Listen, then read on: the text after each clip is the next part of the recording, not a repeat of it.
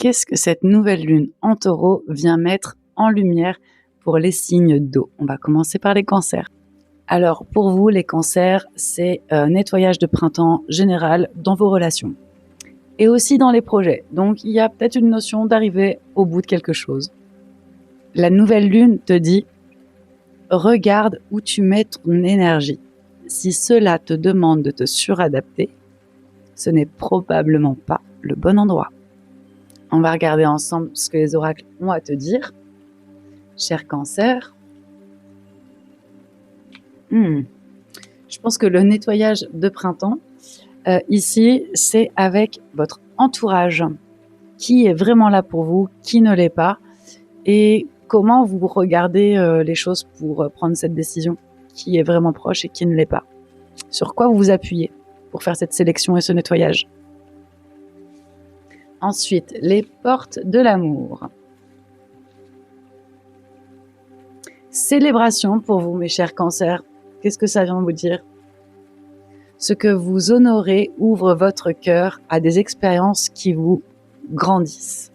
Donc ici, peut-être que la nécessité de faire le nettoyage de printemps sur les projets et les gens qui vous entourent, c'est vraiment pour aller vers quelque chose qui vous appelle et vous fait grandir et vous nourrit enfin. Est-ce que vous êtes substanté de vous-même, pour vous-même ces derniers temps? Peut-être qu'il y a un oubli là-dessus. Le bouclier. Le cœur empli d'amour, rien ne peut vous atteindre si vous repoussez ce qui ne vous nourrit pas. Les cancers, je crois que votre âme a faim. Ce nettoyage de printemps, pour vous les cancers, il est vraiment en train de montrer que vous avez besoin de choses qui vous nourrissent l'âme. Votre âme a faim, les cancers. C'était le message pour vous. Et maintenant, la lecture pour les scorpions. Alors, le ciel avec vous, là, il est vraiment en train de vous montrer que vos relations sont des miroirs de plus en plus forts. Donc, le miroir se rapproche, ça fait loupe, et en fait, vous êtes en train de réaliser ce que vous avez magnétisé comme énergie à vous, dans le bon et le mauvais sens. Cette pleine lune vient te dire, tu vois plus clairement les liens tenus avec la peur, la jalousie, le contrôle.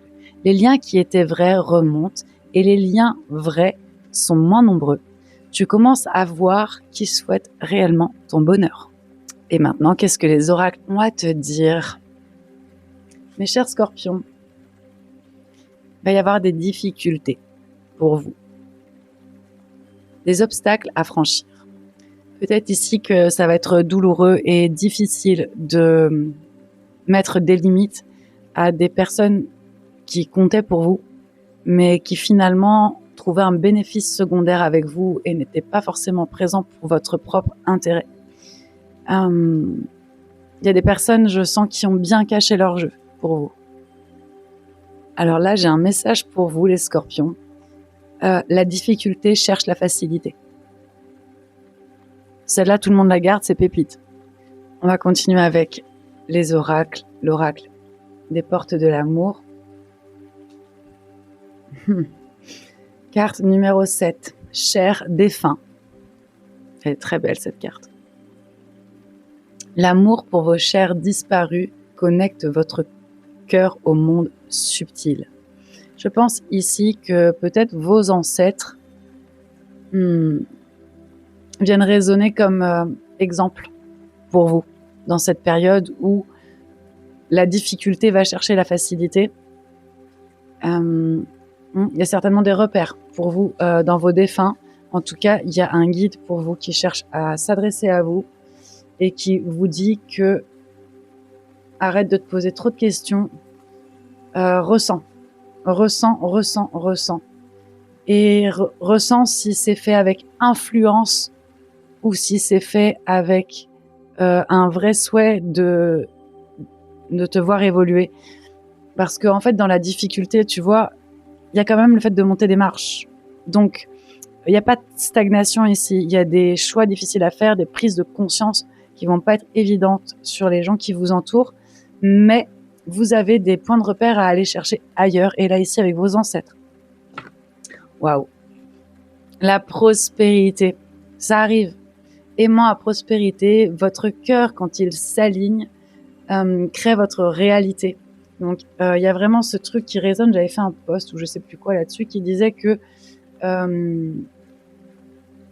ce que vous recevez, c'est des conséquences de votre alignement.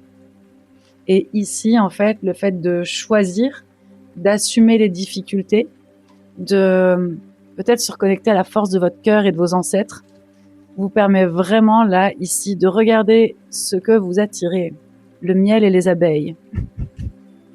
Bon, le miel et les abeilles vient simplement vous dire que quand vous vous nourrissez vous-même, vous nourrissez votre ruche, peut-être que votre réalité va changer et attirer de nouvelles choses bien plus nourrissantes que ce que vous avez connu jusqu'à maintenant. Donc la prospérité cherche à s'ouvrir à vous dans ce cheminement de la difficulté vers la facilité. C'était le message des scorpions et maintenant on va aller parler à nos chers poissons. Le ciel avec vous, qu'est-ce que c'est en train de donner là en ce moment? On vous demande de faire évoluer quoi? Puisque c'est bien le sens de ces vidéos. Qu'est-ce qui est en train de vouloir évoluer? Ton mental est très activé, mon cher poisson, en ce moment. Reviens dans les faits, dans le réel, le concret, pour t'appuyer dessus et non pas sur du nyama. Pardon. En fait, l'idée, c'est de revenir sur le réel pour exprimer les choses simplement.